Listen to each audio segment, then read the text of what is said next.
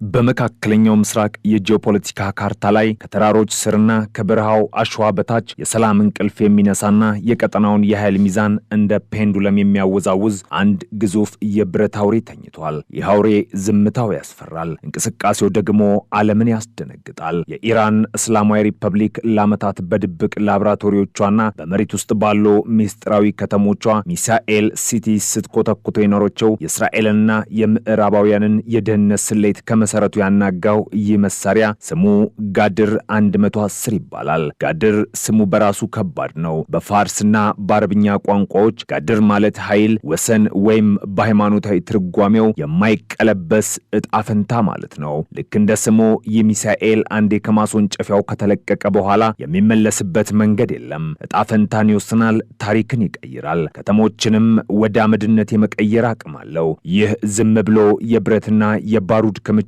አይደለም። ይህ የኢራን የስትራቴጂክ ክንድ፣ የቴህራን የፖለቲካ ዋስትናና የጠላቶቿ የከፋ ቅዠት ነው። ታሪኩ የሚጀምረው ከኢራን ኢራቅ ጦርነት ማግስት ነው። ቴህራን በዚያን ጊዜ አንድ መራራ እውነት ተምራ ነበር። ሰማዩን መቆጣጠር ካልቻልክ ቢያንስ በሰማይ ላይ የሚምዘገዘግና ጠላትህን አርፎ እንዳይተኛ የሚያደርግ ረጅም እጅ ያስፈልግሃል የሚል የሻሃብ 3 ሚሳኤል የዚህ ጉዞ መጀመሪያ ነበር። ነገር ግን ሻሃብ 3 እንደ ጅምር እንጂ እንደ ፍጹም መሳሪያ አልተቆጠረም። ለመዘጋጀት ጊዜ ወስድ ነበር። ትክክለኛነቱም አጠራጣሪ ነበር። ኢራን ፈጣን፣ አውዳሚና ይበልጥ ርቀት የሚጓዝ የጨዋታ ቀያሪ ፈለገች። የሳይንቲስቶች እንቅልፍ አልባ ሌሊቶች፣ የስለላ ድርጅቶች የመረጃ ዘረፋና የቢሊዮን ዶላሮች ኢንቨስትመንት ውጤት ሆኖ ጋድር 110 ወደ መድረኩ መጣ። የሚሳኤል ሲወለድ እስራኤል ውስጥ ያሉት የአይረን ዶምና የአሮ መከላከያ ራዳሮች ቀይ አበሩ። ምክንያቱም ጋድር የተሰራው ለአንድና ለአንድ ዓላማ ብቻ ነበር። እስራኤልና በክልሉ ያሉትን የአሜሪካ ጦር ሰፈሮች ከኢራን ምድር ሆኖ በደቂቃዎች ውስጥ መምታት።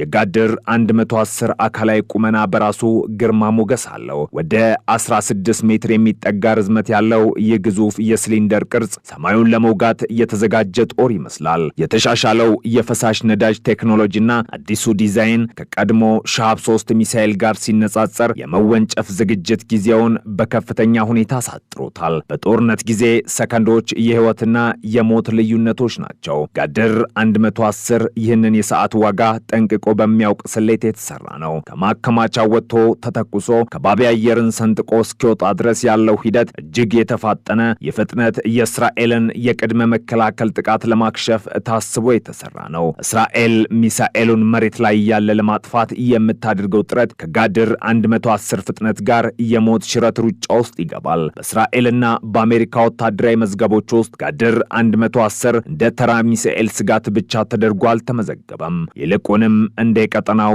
የእሳት ቦምብና የስትራቴጂክ ሚዛን አዛቢ ተደርጎ ነው የሚታየው። የፔንታጎን ጀነራሎችና የቴል አቪቭ የጦር ስትራቴጂስቶች ይህንን መሳሪያ በካርታቸው ላይ በቀይ ቀለም ሲያሰምሩ ፍርሃታቸው የሚመነጨው ከባዶ አይደለም። የጋድር 110 አስፈሪነት ሚስጥር የሚገኘው በሶስት ወሳኝ አቅሞች ውስጥ ነው። እነርሱም ድንገተኛ ጥቃት ማድረስ፣ ተደራሽነቱና አውዳሚነቱ ናቸው። እስራኤልን በከፍተኛ ስጋት ውስጥ የሚከታት ዋነኛው ጉዳይ የዚህ ሚሳኤል የዝግጅት ጊዜ በከፍተኛ ሁኔታ ማጠሩ ነው። የቀድሞ ሻሃብ 3 ሚሳኤል ነዳጅ ተሞልቶ ለመተኮስ ሰዓታትን ይፈጅ ነበር። ይህም ለሳተላይቶችና ለስለላ አውሮፕላኖች በቀላሉ እንዲጋለጥና ከመተኮሱ በፊት እንዲወድም እድል ይሰጥ ነበር። ጋድር 110 ግን ይህንን ክፍተት ደፍኖታል። ምንም እንኳን ፈሳሽ ነዳጅ ቢጠቀምም የተሻሻለው ቴክኖሎጂው ነዳጅ ተሞልቶ ለተወሰነ ጊዜ በተጠንቀቅ እንዲቆም ስለሚያስችለው ከዋሻ ወጥቶ በ30 ደቂቃዎች ውስጥ ወደ ሰማይ ለመወንጨፍ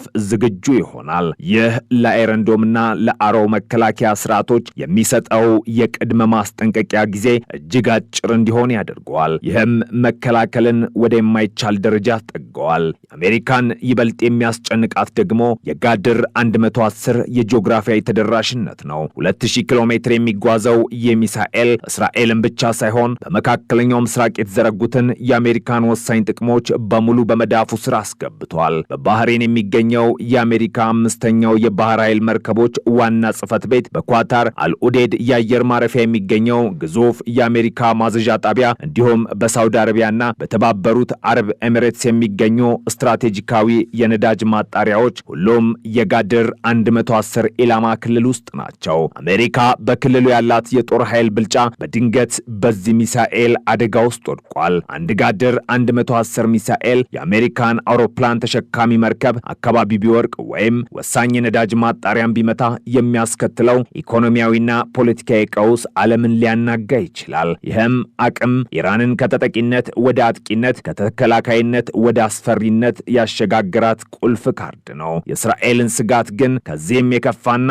የህልውና ጉዳይ ነው። ጋድር 110 መሸከም የሚችለው 800 ኪሎ ግራም የጦር ራስ መደበኛ ፈንጂ ብቻ ሳይሆን ወደፊት የኒውክሌር ራስንም ሊሸከም በሚችል መልኩ ዲዛይን ተደርጓል። እስራኤል ጠባብ ሀገር ናት። ስትራቴጂካዊ ጥልቀት የላትም። የህዝብ ብዛቷ፣ የኢኮኖሚ ማዕከሎቿና ወታደራዊ ጣቢያዎቿ በጠባብ ቦታ ላይ የተሰበሰቡ ናቸው። አንድ ጋድር 110 ሚሳኤል የኒውክሌር ራስ ባይኖረው እንኳን ትክክለኛ ኢላማውን አግኝቶ ቴልአቪቭ መሃል ቢወድቅ ወይም የዲሞና ኒውክሌር ሪያክተር ቢመታ ውጤቱ ከኒውክሌር ቦምብ ባልተናነሰ እስራኤልን የሚያሽመደምድ ነው። ለዚህ ነው እስራኤል ይህን ሚሳኤል የምድር ላይ ሲኦል ብላ የምትጠራው። በተጨማሪም ይህ ሚሳኤል የተገጠመለት የትክክለኛነት ቴክኖሎጂ ከቀድሞዎቹ በተሻለ ኢላማውን የመምታት ብቃት እንዳለው የስለላ ሪፖርቶች ያመላክታሉ። ድሮ ኢራን የምትፈልገው ከተማ መምታት ብቻ ነበር። አሁን ግን በከተማ ውስጥ ያለን ወሳኝ ህንፃ ለይታ መምታት ትችላለች። ይህ አቅሟ ነው። ጋድር 110ን ከአንድ ተራ ሚሳኤል ወደ ስትራቴጂካዊ መሳሪያ ቀየረው። የአሜሪካ የስለላ ተቋማት CIA እና የእስራኤሉ ሞሳድ ይህን ሚሳኤል ለማምከን ወይም ለማዘግየት ያልፈነቀሉት ድንጋይ የለም። ሳይበር ጥቃት፣ የሳይንቲስቶች ግድያና የማምረቻ ተቋማት ፍንዳታ ሁሉም የዚህን ሚሳኤል እድገት ለመግታት የተደረጉ ሙከራዎች ናቸው። ነገር ግን ጋድር 110 ዛሬም አለ። በምድር ስር ተደብቆ በሺዎች ተመርቶ ትዕዛዝ እየጠበቀ ነው። ይህ እውነታ ነው ዋሽንግተንና ቴልአቪቭን እንቅልፍ የሚነሳው። በየትኛውም ሌሊት ያ የብረት አውሬ ከእንቅልፉ ሊነቃ ይችላል የሚለው ስጋት። ሚሳኤሉ ከማስወንጨፊያው ሲነሳ የሚፈጥረው እይታ ሲኒማቲክ ነው። የምድሩን ጸጥታ በነጎድጓዳማ ድምፅ ሲሰነጥቀው ከኋላው የሚተፋው እሳትና ጭስ ምድሩን ያጨልመዋል። ግዙፉ አካል የስበትን ሕግ ተጋፍቶ ወደ ላይ ሲወጣ ልክ እንደ ተቆጣ ዘንዶ ወደ ሰማይ ይምዘገዘጋል። ይህ ጉዞ መጀመሪያ ነው። ጋድር 110 በራሱ ውስጥ ያዘው የመምሪያ ስርዓት ሚሳኤሉን ወደ ታቀደለት ኢላማ ይመረዋል። ይህ ሚሳኤል ሞኝ ቦምብ አይደለም። እየበረረ ያለ አቅጣጫውን የማስተካከል ንፋስን የመቋቋምና ወደ ኢላማው የሞት ቀጠና የማምራት ብቃት አለው። ወደ ከባቢ አየር የላይኛው ክፍል ሲደርስ የመጀመሪያው ደረጃ ሞተር ተገንጥሎ ይወድቃል። አሁን ሚሳኤሉ ይቀጥላል። ፍጥነቱ ደግሞ ይበልጥ ይጨምራል። በጠፈር ጠርዝ ላይ ሆኖ ምድርን ቁልቁል ሲመለከት ኢላማው የት እንደሆነ ያውቃል። የጋድር 110 አስፈሪነት የሚጎላው ወደ ታች መውረድ ሲጀምር ነው። ይህ ሪኤንትሪ ፌዝ ወይም የመልሶ መግባት ምዕራፍ ይባላል። ሚሳኤሉ ከከባቢ አየር ውጭ ወጥቶ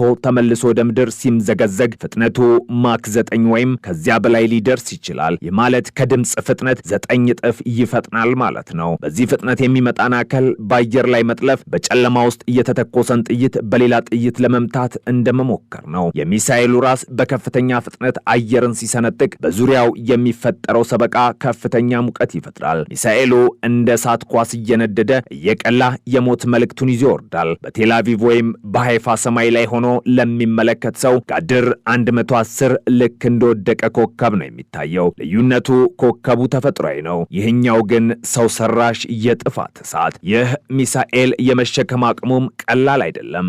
እስከ 800 ኪሎ ግራም የሚመዝን ከፍተኛ ፈንጂ ወይም ዓለም የሚፈራው የኒውክሌር ራስ መሸከም ይችላል። 800 ኪሎ ግራም ፈንጂ ማለት አንድን የእግር ኳስ ስታዲየም ወይም አንድን ትልቅ ወታደራዊ ሰፈር ከምድረ ገጽ ለማጥፋት በቂ ነው። ኢራን የሚሳኤል የእስራኤልን ካርታ ለማጥፋት እየተሰራ ብላ ስትሰራው የተራ ፉከራም አይደለም። ጋድር 110 ያለው ርቀት ወደ 2000 ኪሎ ሜትር አካባቢ ነው። ይህ ርቀት ኢራን ከግዛቷ መሃል ተራራዎቿ ስር ከተደበቁት ምሽጎች ሆና መላውን እስራኤል፣ ሳውዲ አረቢያን፣ በባህረ ሰላጤ ያሉትን የአሜሪካ ጦር ሰፈሮችና የደቡብ ምስራቅ አውሮፓ ክፍሎችን እንድትመታ ያስችላታል። ይህ የጂኦግራፊያዊ ሽፋን ኢራን ጠላቶቿን በርቀት እንድትገዳደር ትልቅ አቅም ፈጥሮላታል። የጋድር 110 ዲዛይን ከሻብ 3 የተሻሻለው በተለይ የኮን ቅርጽ ባለው የጦር ራሱ ነው። ይህ ቅርጽ ሚሳኤል ወደ ምድር ሲመለስ አየርን በብቃት እንዲሰነጥቅና ፍጥነቱን እንዲጨምር ይረዳዋል። እንዲሁም ይህ ቅርጽ ሚሳኤሉ በራዳሮች እንዳይታይ ወይም የራዳርን ስሌት እንዲያዛባ ተደርጎ ነው የተሰራው። የእስራኤል አሮ ሚሳኤል መከላከያ ስርዓት ዋና ፈተናው ይህ ነው። የሚሳኤሉ ፍጥነትና ቅርጽ ለመጥለፍ ያለውን የጊዜ መስኮት እጅግ ያጠበዋል። ሚሳኤሉ በራዳር ስክሪን ላይ ከታየበት ቅጽበት ጀምሮ መሬት እስኪነካ ድረስ ያለው ጊዜ በጣት የሚቆጠሩ ደቂቃዎች ናቸው። በዚህ አጭር ጊዜ ውስጥ የመከላከያ ስርዓቱ መወሰን፣ መቆለፍና መተኮስ አለበት። አንድ ትንሽ ስህተት፣ አንድ ትንሽ መዘግየት በሚሊዮን የሚቆጠሩ ሰዎችን ህይወት አደጋ ላይ ይጥላል። ኢራን ጋድር 110ን በብዛት አምርታለች። የሚሳኤሉ ብዛት ሌላው የስትራቴጂው አካል ነው። የመንጋ ጥቃት የሚባለው ጽንሰ ሐሳብ እዚህ ላይ ይተገበራል። ኢራን አንድ ወይም ሁለት ሚሳኤል ብቻ አትተኩስም። በአንድ ጊዜ 50 ወይም 100 ጋድር 110 ሚሳኤሎች ወደ እስራኤል ቢወነጨፉስ? የትኛውም የዓለም ምርጥ የአየር መከላከያ ስርዓት ይህን ያህል ብዛት ያለው ሚሳኤል ባንዴ የመከላከል አቅም የለውም። ስርዓቱ ይጨናነቃል። ከ100 ሚሳኤሎች 90 ቢጠለፉ እንኳን 10ሩ ሾልከው ይገባሉ። ያቺ 10 ሚሳኤሎች ደግሞ በቂ ጥፋት ያደርሳሉ። የቴል አቪቭ የንግድ ማዕከላት፣ የሃይፋ የነዳጅ ማጣሪያዎች ወይም የዲሞና የኒውክሌር ጣቢያ ለ10ሩ ሚሳኤሎች ኢላማ ቢሆኑ ውጤቱ የከፋ ነው። የሂሳብ ነው የእስራኤልን ጀነራሎች እንቅልፍ የሚነሳው። 100% መከላከል የማይቻልበት ጦርነት። የሚሳኤሉ ተንቀሳቃሽነት ሌላው የጋድር 110 ጥንካሬ ነው። ሚሳኤሉ የሚጫነው ግዙፍ በሆነ ተሽከርካሪ ትራንስፖርተር ኢሬክተር ላውንቸር TEL ላይ ነው። ይህ ተሽከርካሪ ሚሳኤሉን ይሸከማል፣ ያቆመዋል፣ ያስወነጭፋል። ከሁሉም በላይ ደግሞ ተሽከርካሪው ይንቀሳቀሳል። ኢራን ሚሳኤሎቿን በአንድ ቋሚ ቦታ አትተክልም። በአገሪቱ ተራራማ መልክዓ ምድር በዋሻዎችና በጫካዎች ውስጥ ተሽከርካሪዎቹ ይንቀሳቀሳሉ። ተኩሰው ወዲያውኑ ቦታቸውን ይቀይራሉ። ይህ ተኩሰህ ሽሽ ስልት የአሜሪካና የእስራኤል አየር ኃይል ሚሳኤሎችን አድኖ ለማጥፋት የሚያደርጉትን ጥረት እጅግ አስቸጋሪ ያደርገዋል። ጠላት የት እንዳሉ ያውቅም። ሲተኮሱ ብቻ ነው የሚያቸው። ያኔ ደግሞ ወፉ ከጎጆ ወጥታለች። በዓለም አቀፍ ደረጃ ጋድር 110 የኢራን የዲፕሎማሲ ካርድ ነው። ኢራን ከምዕራባውያን ጋር በኒውክሌር ጉዳይ ስትደራደር በጠረጴዛው ስር የያዘችው ዱላ ይሄንን ነው። ማዕቀብ ብጥሉብኝ፣ ብታጠቁኝ የምመልስበት ክንዳለኝ የሚል መልእክት። በየዓመቱ በቴህራን አደባባይ በሚደረገው ወታደራዊ ሰልፍ ላይ ጋድር 110 ሲያልፍ በላዩ ላይ እስራኤል ከምድረ ገጽ መጥፋት አለባት የሚል ጽሑፍ ተጽፎበት ይታያል። ይህ ለፕሮፓጋንዳ ብቻ አይደለም። ይህ የሚሳኤሉ የተሰራበት ዓላማ ማረጋገጫ ነው። ሚሳኤሉ በሰልፍ ላይ ሲያልፍ የሚፈጥረው ግርማ፣ የሞተሩ ድምፅ ባይሰማም በዝምታ ውስጥ ያለው ኃይል ለተመልካች ግልጽ ነው። የጋድር 110 ሙከራዎች በተደረጉ ቁጥር ምድሩ ይናወጣል። የኢራን ቴሌቪዥን በሚያሳየው ምስል ሚሳኤሉ